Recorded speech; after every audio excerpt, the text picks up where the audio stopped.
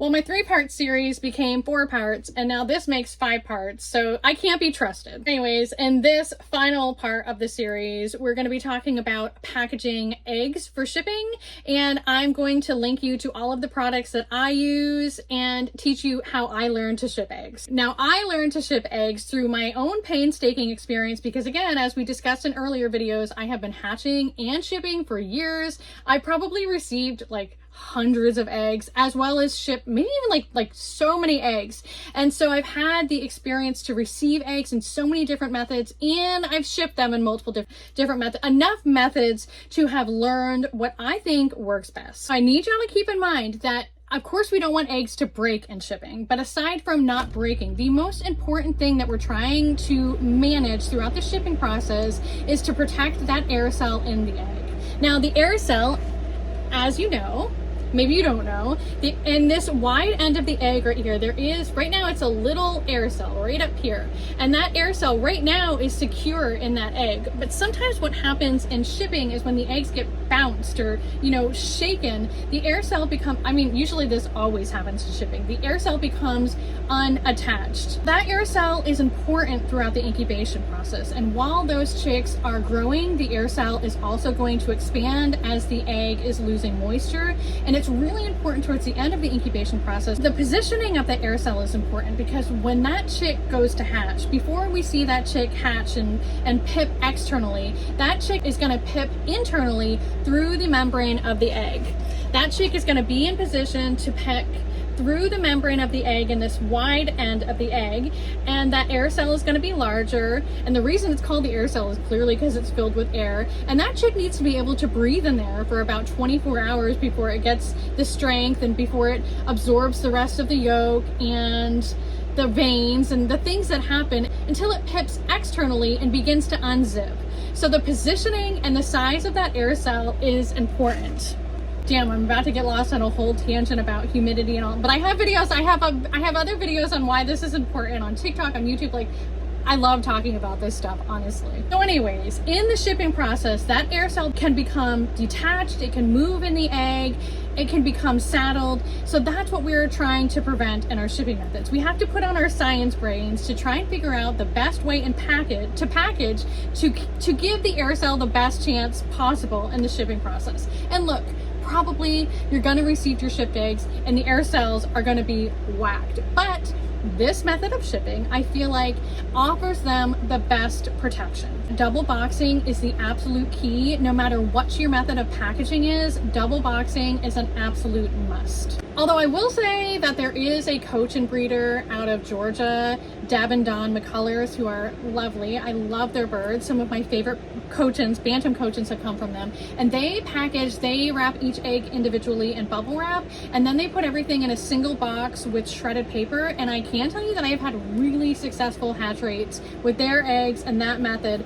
Personally, I can't stand shredded paper. If I have shredded paper around, it ends up everywhere. It's like the bane of my existence. So I can't use that method personally because I can't handle it emotionally. But that did work out really well. I have also practiced the method where you wrap eggs individually and you put them in an egg carton, and then you put them in a box and double box those, which I think is a safe method to get eggs shipped without breaking, but I don't feel like it is as supportive of the aerosols as the method that I have learned to go with. I personally use foam shippers. I buy them from Southern Feather Shippers. I use the 14 egg shippers that fit into a number 4 USPS box. Now, before I go any further, the USPS boxes, both number 4 and number 7, are what I use in my shipping method. You can get them you usually can't find them in the post office. You have to go to the USPS website and order them, and then they just deliver them right to your door, which is great. So I buy the foam shippers. They fit perfectly inside a USPS number 4 box. I can tell you that every time I have an egg break, it always seems to be the center bottom egg, and that's with usually it's with my larger eggs, my Moran's eggs, my olive eggs. If I'm gonna lose one, that's gonna be the one to go. But the good thing about these shippers is that they are built to hold 14 eggs. So they're already set up for you to send 2 additional eggs with each dozen. So it sucks to lose one, but at least it's one of 2 extra eggs that are sent just in case something happens in shipping. Now these foam shippers are created to be used with standard size eggs. I use them with my bantam eggs as well. But what I do is I just cut up the foam inserts that they come with. So like these are the little foam inserts that come out of the shippers, and I just cut them like cut into 3s, and I shove one of these pieces down into each hole, and then I just set my bantam eggs right on top of them. So it just sucks up a little more space in there so that it holds the little bantam eggs perfectly. So I use the same standard size shippers for both my standard eggs as well as my bantam eggs. Once my number 4 box is packaged, I start to get my number 7 box ready, and I prefer to use packing peanuts on the bottom. I prefer to use biodegradable packing peanuts on the bottom, and I just do like a thin, like not even like 2 packing peanuts thick. I just do like a thin layer on the bottom. So like a complete layer on the bottom, and then like a couple additional extras. It actually ends up being like 5 big handfuls, if that is an actual measurement. Also, sometimes when I have a bunch of excess of those little foam pieces that I take out of my foam shippers, sometimes I will put those in the bottom of the box too. It works better to use those if I am shipping bantam eggs as opposed to standard size eggs, because they take up more room in the box. So if I use the foam inserts in the bottom of the box, there's going to be more like tightness in the box, if that makes sense. Once I've got something in the bottom of my box, I then place the number 4 box in the center of the number 7 box, and I use packing paper. This is the packing paper that I purchased, and what I do is I break each piece in half.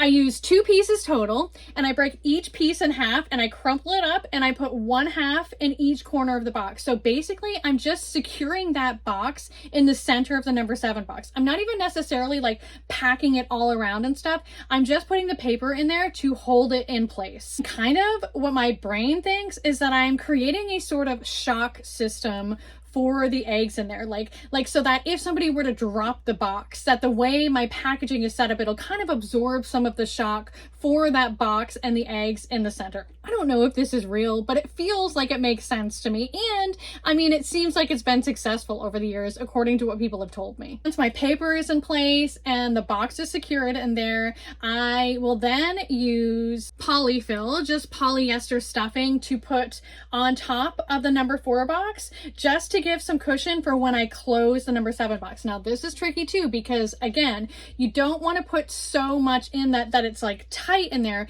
You just want to put enough in so that there's a little bit of cushioning, and so that the number 7 box can close flat without sinking in. It's just like a handful, like not even like a full handful. It's just enough so that the box can rest on top of it. And then there's the stickers. I love stickers. I have seen people write all over the box.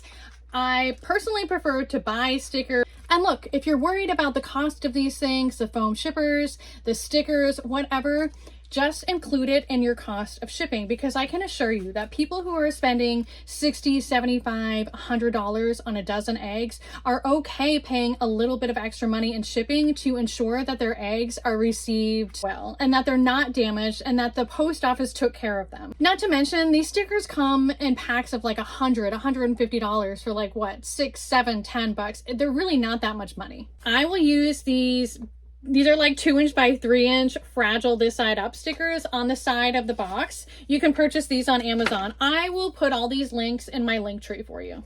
And then I purchased these. I purchased these off eBay. I love these stickers, honestly. And these just say live embryos, handle with care, avoid x-rays, whatever. These fragile handle with care stickers you can purchase on Amazon as well.